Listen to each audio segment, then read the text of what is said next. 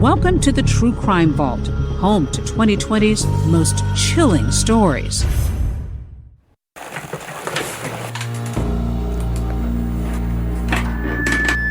Test. Okay, we are hot. The tale that I'm about to tell you is that of a beautiful love story that ended in tragedy.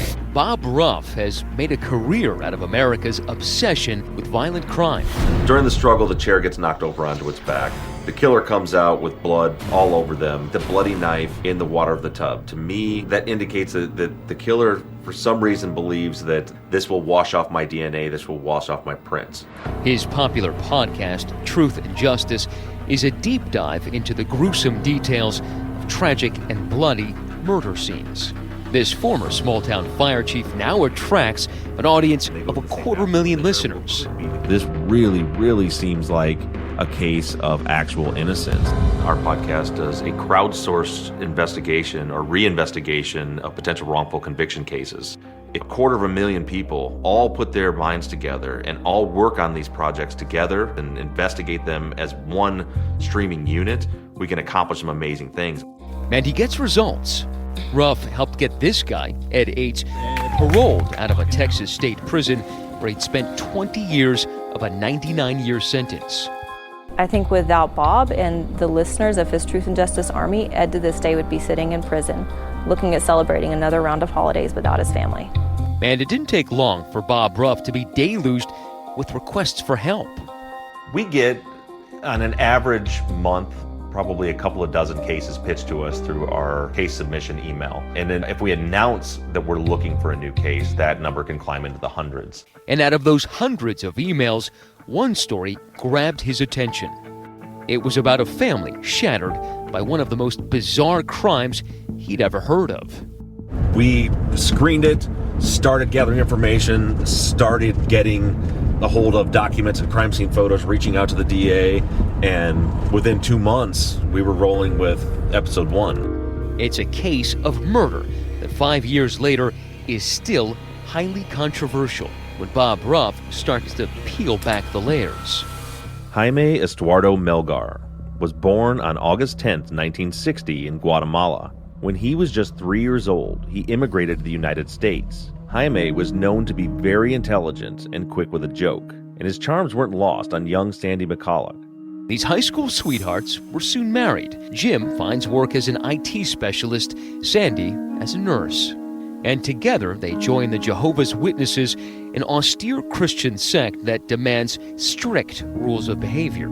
Their daughter, Liz, is now in her late 20s. What was it like growing up as the only child in the Melgar family? You know, I always had a lot of love and attention, and I think I might have taken that for granted as a teenager when, you go through your rebellious years.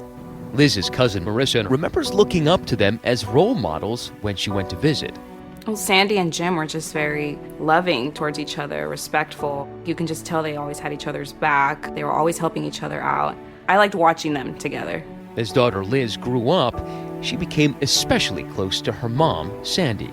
What was her personality like in general? She's just very caring and loving and nurturing. She was also a lot of fun. She knew how to joke around, tell a good joke. I just felt like she was the embodiment of a mother, just, the kind of person that you would picture when you think of that word. She was just such a loving person. But Sandy is also a very ill person, suffering through hip replacements, hyperthyroidism, lupus, and epilepsy. As a kid, you knew your mom was sick. Mm-hmm. Did you know she had lupus and epilepsy? She had epilepsy before I was born, and the lupus didn't come till I was about 3. I remember that because she had to seek treatment for about 6 weeks. She had gone paralyzed on one side of her body. She was in a wheelchair. She was having a really hard time. More and more, Sandy is leaning on the support of her husband. But Jim's niece, Marissa, says he never complained. In sickness and in health was a vow they lived by. I don't think that Sandy and my Uncle Jim ever really got distant. If anything, I think their relationship just grew stronger and stronger. It's a foggy night in Houston in 2012, and Sandra Melgar is feeling pretty good on this night. So she and her husband Jim decide to go out for a celebratory dinner. It's their 32nd anniversary. What she's told me was that they were going to go out to dinner and they were going to their favorite Mexican place that they go almost every weekend. And they stopped by local CVS just to grab some drink mixers on their way back home. They got home, they started getting drinks ready, they got into the jacuzzi in their bathroom. They were just, they spent a few hours in there, just this and that, chit-chat. Suddenly, the Melgars' 4 dogs started barking in the backyard. So Jim got out of the tub to bring the pups inside. Sandy continued to soak, the jets roaring as the water massaged her for about 5 to 15 minutes. I think he took a few minutes, so she decided to get out of the jacuzzi. She went to her closet, sat on her chair that she has in her closet, and started putting lotion on. That's the last thing that Sandy says she remembers that night. The next afternoon is a planned family get-together. Jim's brother Herman and his family show up at about 4:30, a little behind schedule as usual. Here we are running late, and he would always make fun of us for that. Here's the Melgar family, always running late. Tocamos la puerta principal. We knocked on the front door and no one came to open it. All we heard were the dogs barking. I was telling my dad this doesn't feel right. What Marissa and her family are about to see will haunt them forever. 17 stab wounds, 14 cutting wounds, and 20 blunt force wounds. These wounds would take time to kill. Stay with us. Jim and Sandy Melgar toasting 32 apparently happy years together. Dinner out, followed by a romance in the jacuzzi. But Saturday night becomes Sunday afternoon, and their tiny brick home in suburban Houston is about to reveal a grim secret and a puzzling mystery. When no one answers the doorbell, Jim's brother, Herman, enters the house through an overhead garage door someone had left wide open. He continues through an unlocked interior door and into the house, unlocking the front door for the others.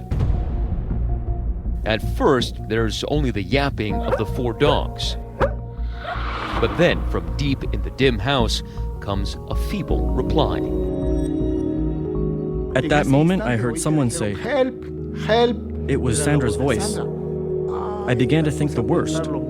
My heart dropped. I knew something was wrong. My dad, he immediately just sprang into action. Herman follows that cry for help through the house to the master bedroom, into the master bath. Sandy's cries for help were coming from inside the bathroom walk-in closet. Podcaster Bob Ruff. The scene looked like something you'd see in the movies. A chair was propped up against the door, holding it shut from the outside.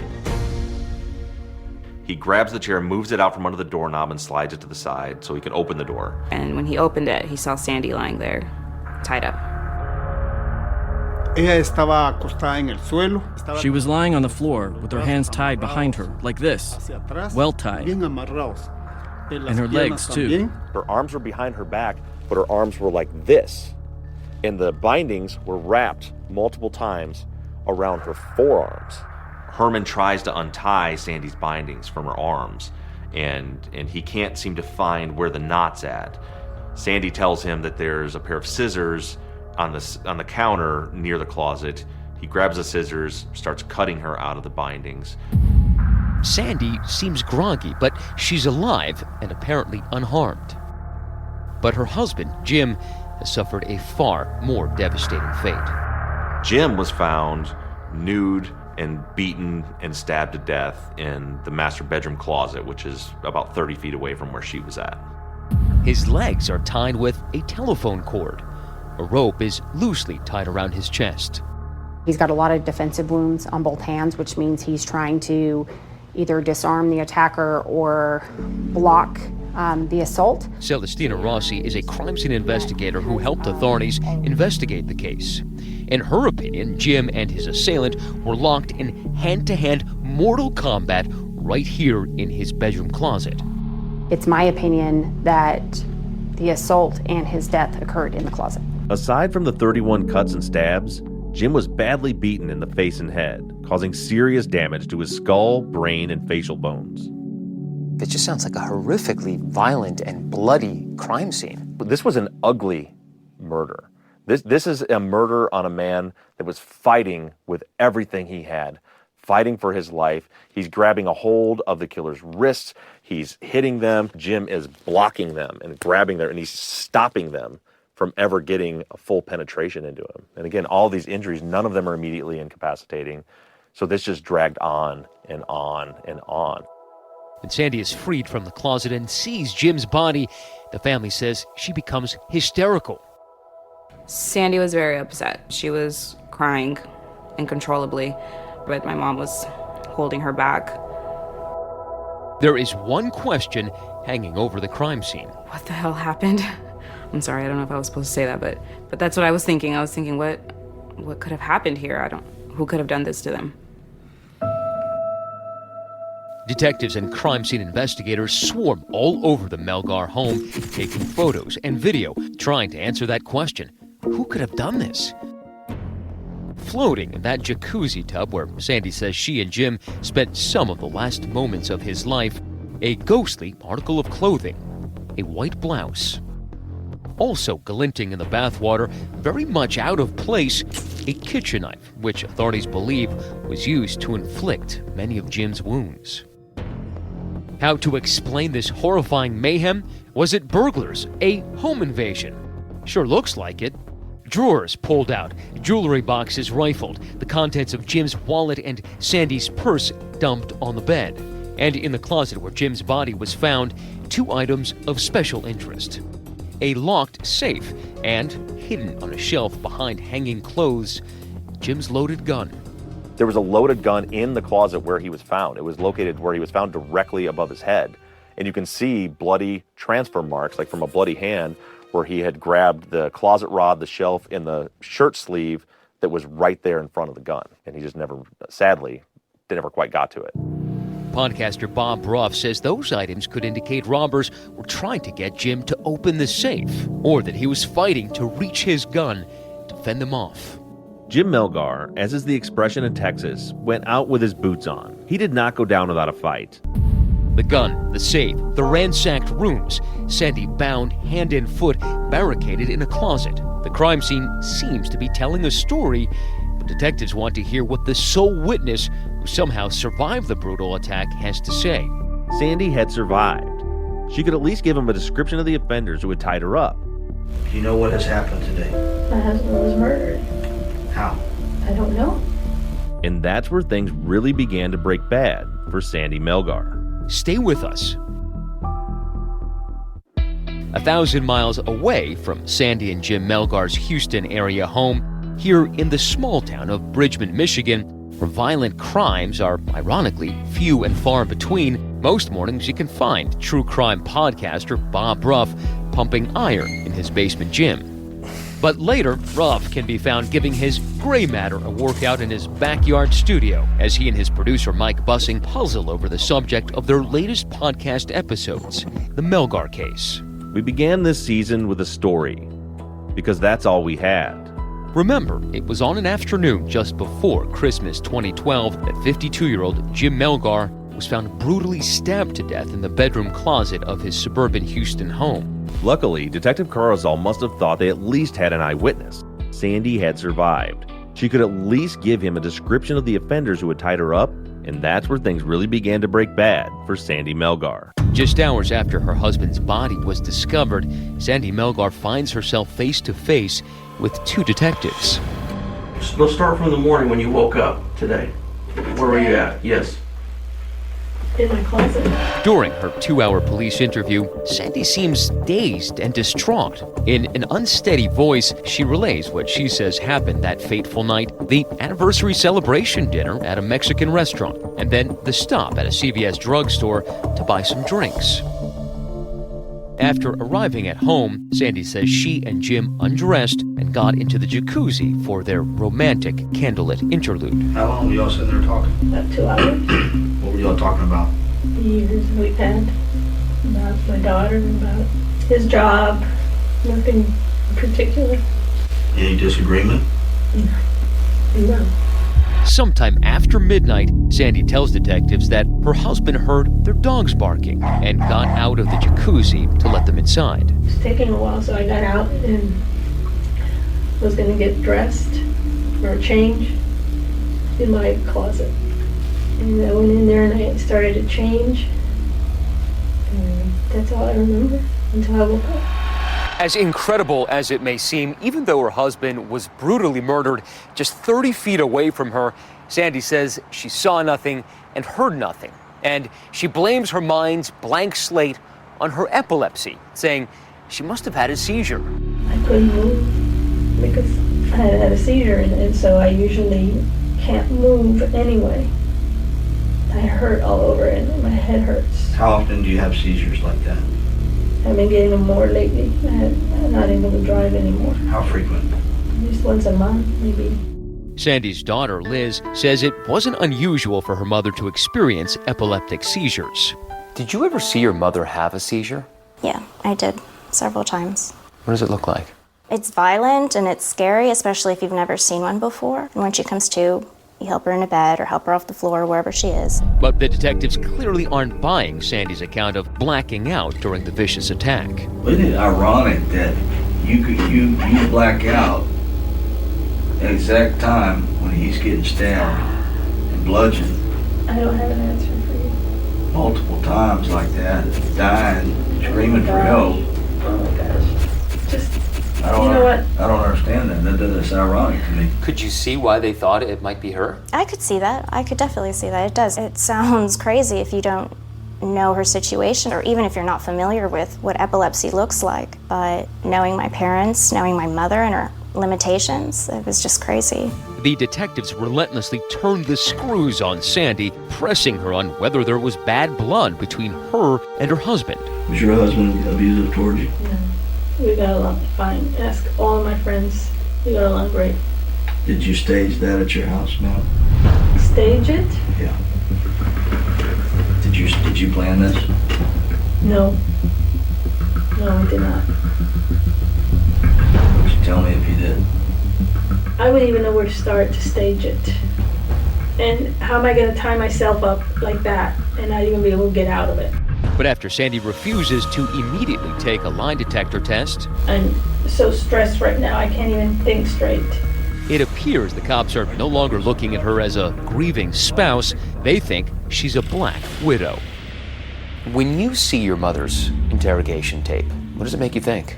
It just makes me think that there were these two police officers who got tunnel vision as soon as they walked into the door, and that their sole purpose was just to find a way to bring charges on my mother.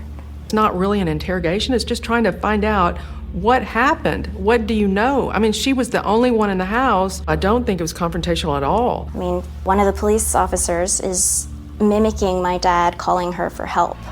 Screaming after screaming after screaming, he's in pain. I need help. Help me, Sandra. Sandra, I need help. I didn't hear anything. Just stop already. I need help, Sandra. I need help. Help me. That's it. That's it. I need a lawyer. I'm not talking anymore because you guys are just trying to torture me here. Did you kill your husband? No, I didn't. I'll be back. While the interview may be over, she is far from out of the investigators' crosshairs. Clearly, the evidence pointed out that she's the one that did it. Coming up, did Sandy Melgar, a petite woman who suffers from lupus and epilepsy and walks with a cane, stab her husband to death and then walk away without a single drop of blood on her? So are you saying that the homicide detectives and the prosecution have pinned this murder on Sandy Melgar simply because it was the expedient thing to do? A prosecutor tying herself in knots to prove her case. But 2020 continues.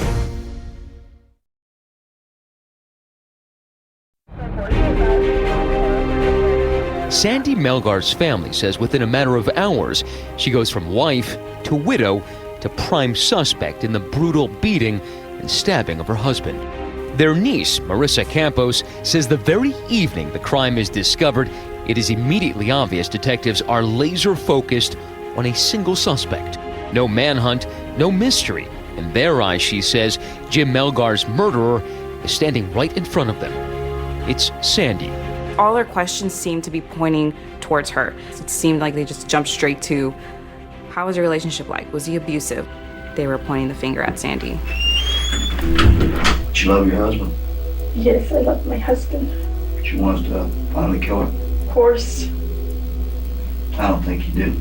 Those detectives interviewing Sandy just can't accept that she could be oblivious as her husband is being murdered in the next room. You're in the house and your husband's in the house and your husband's dead. Okay? I know that. So, I know how it looks. But I was also tied up.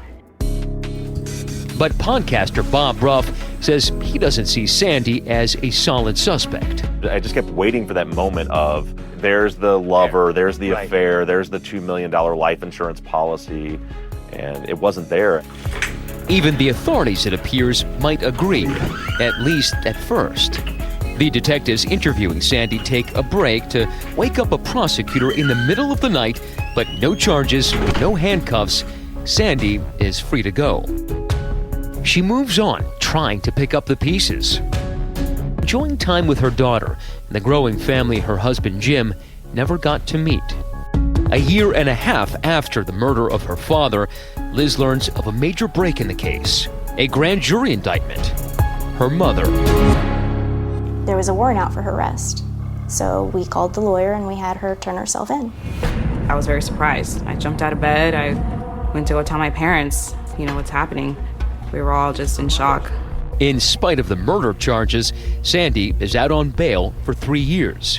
When her trial finally rolls around in 2017, prosecutor Colleen Barnett has a challenge. Proving that Sandy ended decades of apparently happy marriage with that kitchen knife. But Barnett admits she can't explain why Sandy did it. In Texas, we don't have to prove a motive. And I thought that I was going to be able to prove that she did what she did, but I wouldn't be able to prove motive. That raised some red flags for me as an observer, because there's this woman who doesn't seem like she could be a killer, and then there's this prosecutor who says she's the killer, but we don't know why. Barnett says a possible motive came to her in the middle of the trial. It wasn't until the Jehovah's Witnesses testified from the defense, and I learned a little bit about the religion, that I thought possibly that might have been part of it. Defense witnesses said the Melgars appeared to have had a good marriage. Nevertheless, Barnett conjures a theory. Sandy wants a divorce, but afraid of being shunned by her fellow Jehovah's Witnesses, decides the easier option is murder. I don't know what her motive was. Sometimes people kill other people for reasons that are unknown. I'll never know why Sandra killed her husband. All I know is that she did kill him. But if the why in this case is a head-scratcher, wait till you hear the how.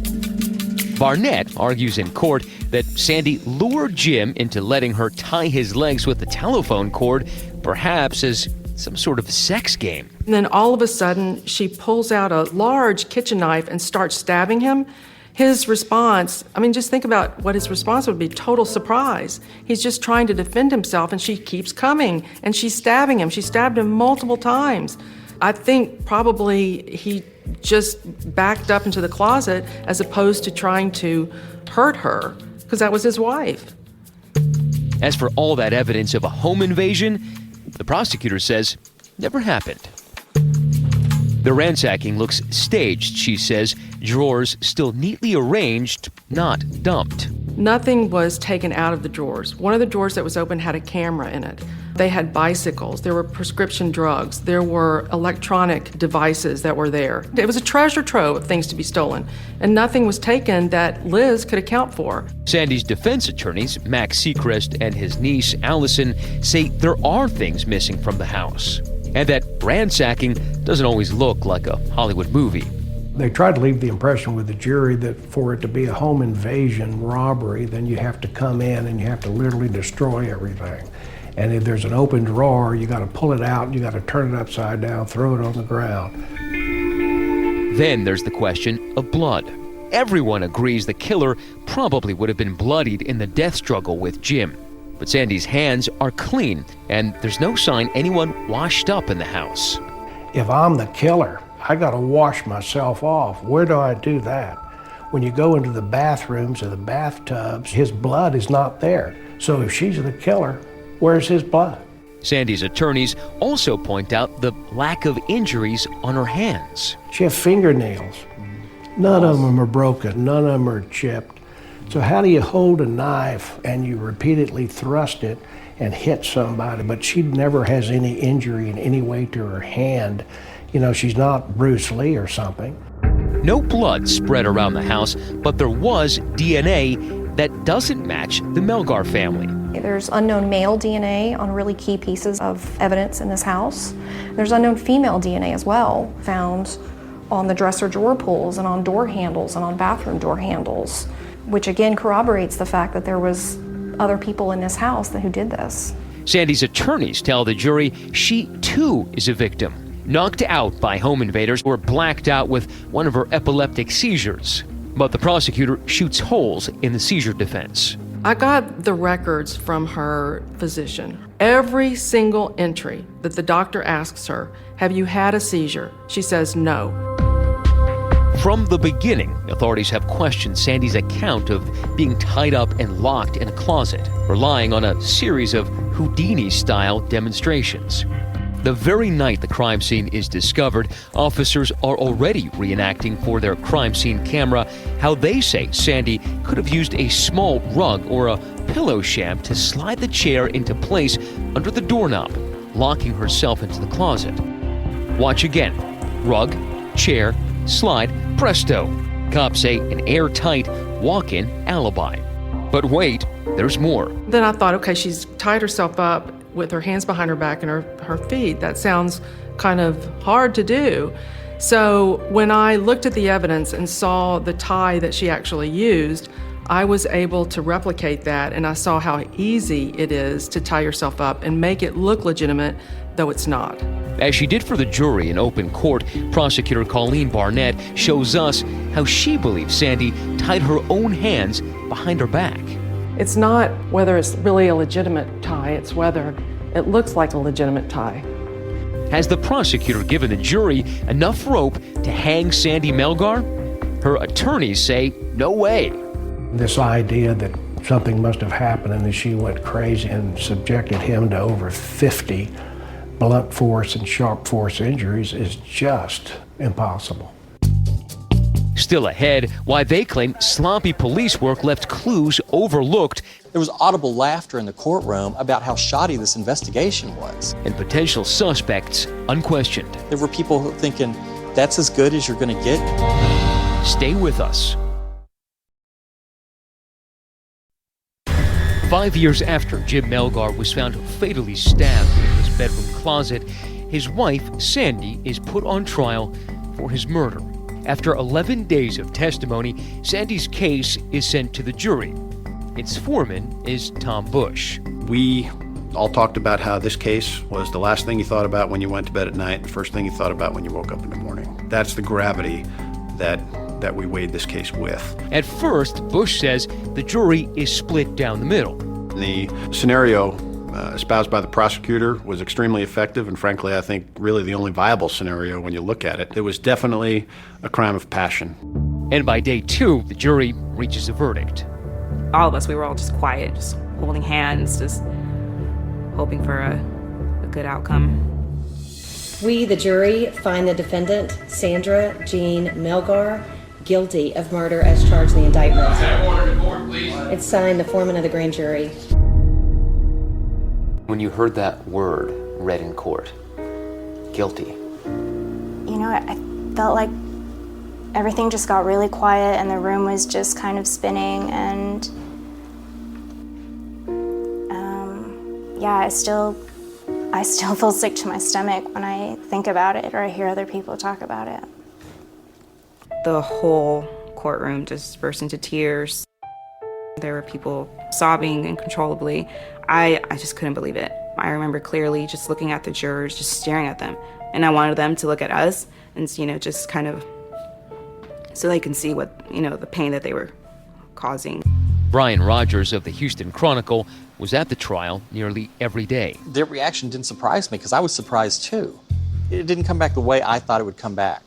I think it's difficult to know someone for 30 years and have an idea about them and the relationship they have. I didn't know Sandra and I didn't know the family. I could look at it with an open idea, an open mind about what had happened. And that's what I did. Despite the verdict, Sandy's family and even Jim Melgar's family are convinced she's innocent. For help, a family member reaches out to Bob Ruff. What is so outrageous about this story to you? I saw the prosecution's case didn't have any meat to it. There were no bones behind why they convicted her. Can I see a scenario where this happened? Can I make this make sense that Sandra Melgar killed her husband? In this case, I couldn't see it, so we jumped in. Bob Ruff is currently poring through every crime scene photo. Chair has to be down onto the ground with the blood dropping onto it that way. Right. Every page of testimony, no detail is too small. He believes there are a few ways an intruder could have entered the house that night. Through the open garage door or through the back door, even though it was locked when police arrived. Let's remember back to Sandy's police interview. She couldn't confirm that the back door was actually locked. She never used it that day. But Jim had been in and out. The offenders could have entered through the door, causing the dogs to bark. Jim emerged from the master suite to check on the dogs. Jim locks the door behind him and turns around to see an unsub confronting him with some kind of weapon. And the bloody chair in the master bedroom? The prosecution says Sandy moved it there to tie her husband up and slash him to death. One of the things that the defense cannot answer is what is the dining room chair doing in the bedroom, and especially where it is. So the prosecution made a case that Sandy lures Jim into this chair outside the closet and then is going to give him a massage and takes a knife and starts the attack right there. And then she drives this point home by saying there's no reason for that dining room chair to be there. It doesn't make sense that there's a dining room chair in the bedroom, but it does make sense. The crime scene photos show us this evidence. See that mark right there? Yep. That's a carpet mark from that chair where it's normally kept, right there. Indicating that the chair has been there before and for some time. Right, so they kept the chair there for the Pomeranian to get on the bed. It was always kept in that location. There was no mystery there. At the trial, the jury saw a demonstration of how Sandy could have tied herself up. But there's only one man who saw her bindings, Jim's brother, who found her. He says it wasn't Sandy's wrists that were bound together, but her upper forearms tied behind her back. Her arms were in a way behind her back that no one could possibly, especially with her You'd have ailment. to be Harry Houdini in order to bind your arms that way. Right. The evidence, according to the prosecution, shows that break-in at the Melgar home is all an elaborate ruse. The house was not ransacked. There was nothing taken. There was a treasure trove of stuff in the house that could have been stolen. None of it was stolen. None of that added up, in my mind, to a burglary. Liz Melgar testified in court that things were stolen, and Bob says the crime scene photos support that. To begin with, there's a lot of evidence there were, in fact, items that were stolen from the house. Just to name a few, in the master bedroom, we have a nightstand with an antenna with a cable running to it, but no TV to connect to it. On the other side of the nightstand, you see another cord, looks like an S-video cord, not connected to anything. The stand's empty. Neither of those two things are documented in the crime scene investigator's report.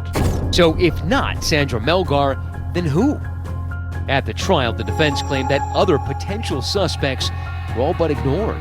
There was one individual who lived a few blocks away who had been convicted of other crimes in the past and had gotten out of jail just a few nights prior. Police looked into him. They never did establish contact with him, apparently. They went to his house. He wasn't home. They left the card or something. There was audible laughter in the courtroom about how shoddy this investigation was, you know? There were people thinking, that's as good as you're going to get. You have what may be the best lead ever on somebody who could have actually done a home invasion in this neighborhood, and you left a business card? The guy that lived down the street, the only evidence we had against him was that he had gotten out of jail and was standing at the corner looking at the house along with the other neighbors. That's the only case we had against him. That's not a sufficient case that he's the guy. It's Bob's belief that the authorities were only pursuing evidence that would lead to Sandy's guilt. The investigators were locked in to their theory rather than letting the evidence drive the theory from moment one. They let the theory drive the evidence. Colleen Barnett insists the investigation followed all viable suspects and leads. In the end, Sandy Melgar was sentenced to 27 years in state prison. The question now is, can Bob's reinvestigation do anything to change the ending of her story? What do you think he's found? I think he's found a lot of evidence that points away from her. Stay with us.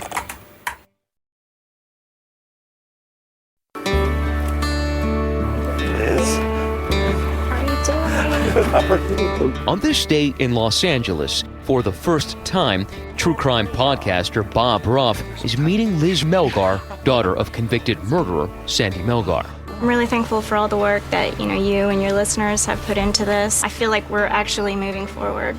Right, and what you just said probably seems obvious to a lot of people. Liz is hoping that Ruff's novel approach of crowdsourcing his podcast investigations with his audience will help get her mom out of prison. Jessica from Tennessee. Sunny from Crystal River, Florida. This is Marissa. I'm from Seattle. Was Sandy bleeding when she was found at the crime scene? Darlene wants to know, has she confirmed that items were missing from the home? Well, our concept is 100,000 ordinary people from around the world have such a wide variety of skill sets that we can accomplish anything that maybe some very highly paid experts can't. It's something that is an absolute game changer for the innocence world. We're just beginning to see how powerful it can be. Ruff and his avid army of listeners leave no potential clue unexamined, even honing in on the brand of that blouse found at the bottom of the jacuzzi alongside the murder weapon. One of our listeners zooms in on the tag of the shirt, figures out that designer made that specific shirt exclusively for Costco, which is huge because Costco happens to be one of the only places where you have to have a membership card for any item that you purchase. So not only would it tell you whether or not Sandy Melgar bought it, right, but it might also tell you who did buy it, therefore who might have discarded their shirt into that tub. Exactly right. Jewelry is still there.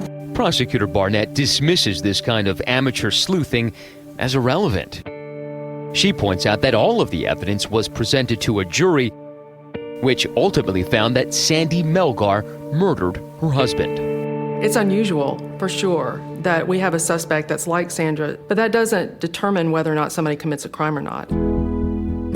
But as far as Liz Melgar is concerned, her father's killer is still out there. Do you tell your kids about their grandfather? Yeah, he would have loved them very much. And it's such a shame that he couldn't be here. But do you think this is possible or plausible? Bob Ruff is determined to follow the trail wherever it leads. He's put in a lot of time and a lot of hard work.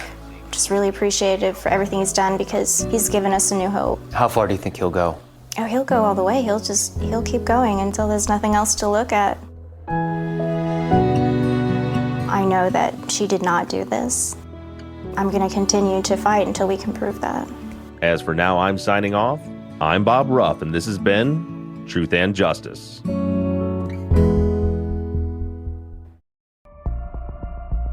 You've been listening to the 2020 True Crime Vault. You can find all new broadcast episodes of 2020 Friday nights at 9 on ABC.